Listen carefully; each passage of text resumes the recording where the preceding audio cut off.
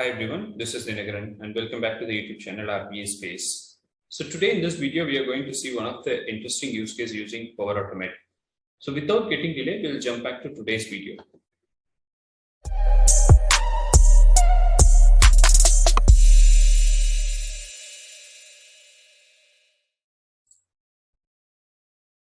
So as I already mentioned, we're going to see how to extract a data table which does contain multiple pages within your application. So for example, you have a data which does contain like 10 pages with the same similar kind of a data table, right? So those kind of things can be extracted using a simple exercises which we're going to see. So for that, what is required and what are the steps required to do the screen scraping when you have multiple pages to do the extraction, right?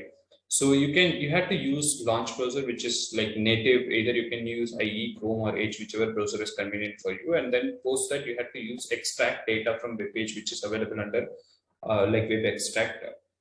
So you can use this action, and it does contain input parameters. I'll show you it in the practical session what is required to complete the extract data web page action. And to navigate to multiple pages, you have to use advanced option for and select the pager option, so that it will travel all the way to end of the page and extract all the data required. So you can see it on the right hand side. There is a screenshot which I've attached. It's nothing but this is how it's going to be look like when you build a small flow in Power Automate for extracting data from multiple pages. Even though it looks very simple, it does have granular actions to perform the required business flow. I'll show you in a while. Right. What are the action required? As I mentioned, launch browser action is required and extract data from web page. Only 2 action is required. Probably that will create a inbuilt variable based on that action stages, which we will be able to see it in the upcoming practical part. Yeah. So without getting delayed, let's jump back to Power Automate applications, Power Automate desktop.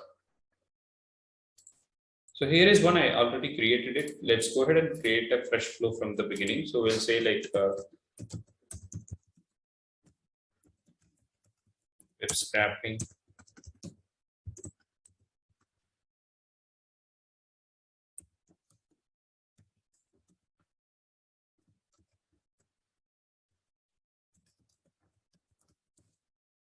You can give whichever is convenient for you, and then just try to edit the workflow, right? So this is a workflow which is created for us, and you could see it on your left hand side, which does contain action points, on right hand side, which does contain variable. And if you spy anything, your UI element will be there with your UI element section. So right now, what we want to perform is I'm going to use Internet Explorer. Just decide your browser where you want to use it. So I'm going to use Internet Explorer. Just pick that launch browser activity and drag it into your main workflow. So whichever is there, even if you want to place it in subflows, that's fine. But for now, I'm placing it into main workflow. So you want to place a URL. So if you know the URL, then that's fine. You can directly hardcode it for a temporary purpose. But if you want to productionize something, you have to give it as a variable. That will be a best practices where I would say.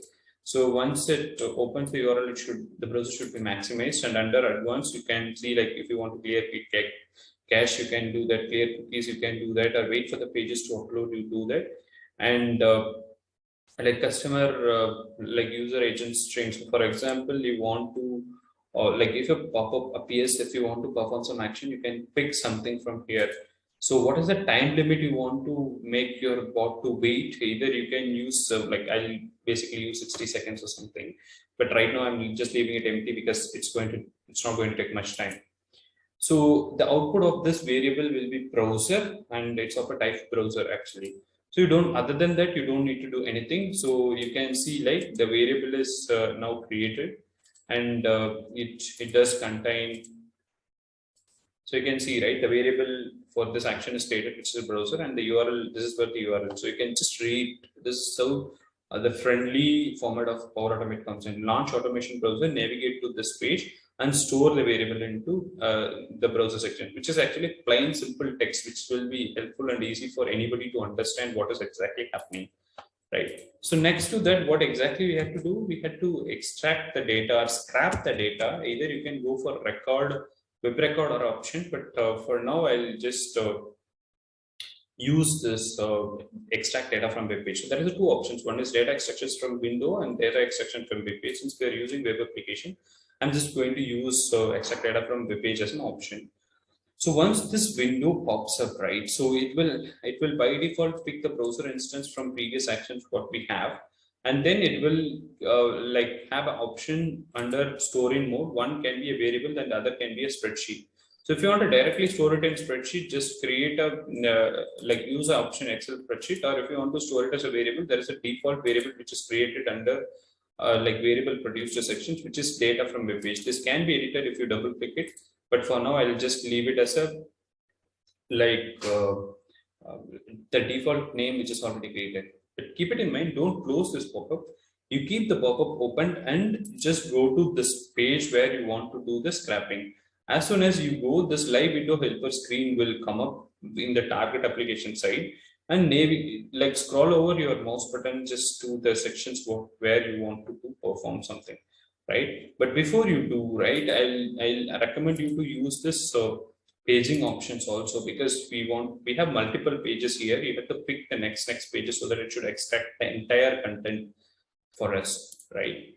Now, so we had to pick just a minute, probably we had to come back again because I choose the advanced option, right? So since I've selected advanced option, just finish and again come back to the same place. So just had to scroll over to the section where you want to extract it, just right click, and it'll ask you to extract the entire you have option to extract as an entire table, and also you have an option to extract as a like column base, whichever column is required. For example, if we want to extract only name column and like age column, you could just go to those two sections and do it. But right now I just want to extract as an entire table. I just gave it as like have chosen like entire table as an option, right? Next to that, I had to go to the next page, right? So for that, I had to click next. I had to go to next button, and then right click and set element as a pager, which will be helpful for you to extract next page. So if you go to advanced setting, this will be helpful to perform next action for your element, right? So you can just click finish. As soon as you click finish, it will extract, it will show, it will have a different menus. You could see here, right? You can have a different menus. Do you want to extract all the values, or you want to extract specific number of pages? So for example, I want to extract only 5 pages. I don't want to extract the whole value. So then I can give like I can give 5, which is like a page number, and this could be like this could be based on your use cases, whatever you want to give it. For example, if you want to extract the whole content, if you give all available values, then it just pick up all the values. Now, even if you have 6 pages, it will limit, or it will stop your automations with 6 value. Sorry, page number 5. So you can make this as a variable and pass it dynamically based on your business needs also. So that's how it is. And as soon as you do you complete it, so you could be able to see now like extract all data from HTML using paging for multiple pages stored in data from web page variable, right? So you can see like that's how the automation helps you to extract the data from multiple pages, even if you have n number of pages. If you have 10, you can still do it. If you have 100, you can still do it, right? So let's go ahead and debug and see what like what will be the result of these actions, right? So I'm just going to run this. Automation started and it's running in Power Automate AD, which is like a desktop version. And you can see the web page is already opened. And it's still loading, so it probably take a couple of seconds to proceed. Yeah, next 3, 4, and then 5. Since I've limited my page number to 5, it will stop the 5, right? So post that, you can go ahead and see the variable, because I asked my automation to store the values only in variable, not in any Excel or any format of the files, right? So you can see that everything is extracted, all the 50 rows values are getting extracted, but you could see like every 10 values, once you see the column names are coming up, because that's how it's been extracted from different pages. So based on that, you could easily recognize like this is how the pages is getting navigated. If you don't want, you can exactly do a loop or filter condition to remove the unwanted values, which is like the header and things, right? So this is what I just wanted to show you in short, like how do we navigate to multiple pages to extract the data. But keep it in mind, even in Web Helper, right, you have to go ahead and use set pager or as an option. Only then it will move to next pages, or else it will be able to extract only the particular pages which you do the spying. So that's one hint which I would always recommend you to keep it in mind. If it is not robust, make the selector adjust accordingly so that it will be good enough to find the next options or move to the next pages to extract the data.